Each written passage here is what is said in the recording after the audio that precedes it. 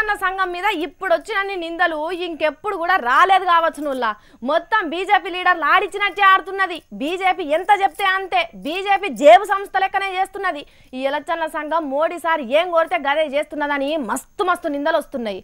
మరి వాటి వెనక నిజం ఎంత అబద్ధం ఎంత అన్నది మనకైతే తెలియదు. కానీ ఫస్ట్ ఫస్ట్ ఫస్ట్ బీజేపీలో పెద్ద లీడర్కే చిట్ చేసింది ఎలక్షన్ల సంఘం.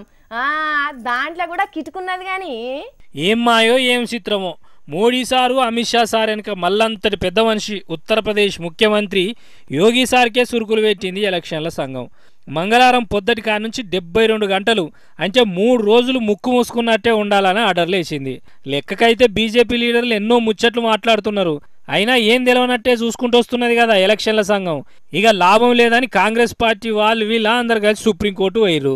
మతం పేరుతోని రెచ్చగొట్టి ఓట్లు తెచ్చుకునేందుకు మీకు అలీ ఉంటే మాకు బజరంగ బలి ఉన్నాడు, ఈ గ్రీన్ వైరస్ అని ఇవ్వోటి మాట్లాడుతున్నా కూడా ఎందుకు చర్యలు తీసుకుంటలేరు అని సుప్రీంకోర్టు అడిగే వరకు ఇక చేసేది ఏం లేక అన్న ముఖ్యమంత్రి అయినా ఎలక్షన్ల సంఘం కొరడా జులిపించింది. 3 రోజులు మౌనవ్రతం చేయాలని ఆర్డర్లు వేసింది. మరి ఇంత చేసినప్పుడు అవతలున్న లీడర్ మీద కూడా ఏదో ఒకటి చేయాలి కదా.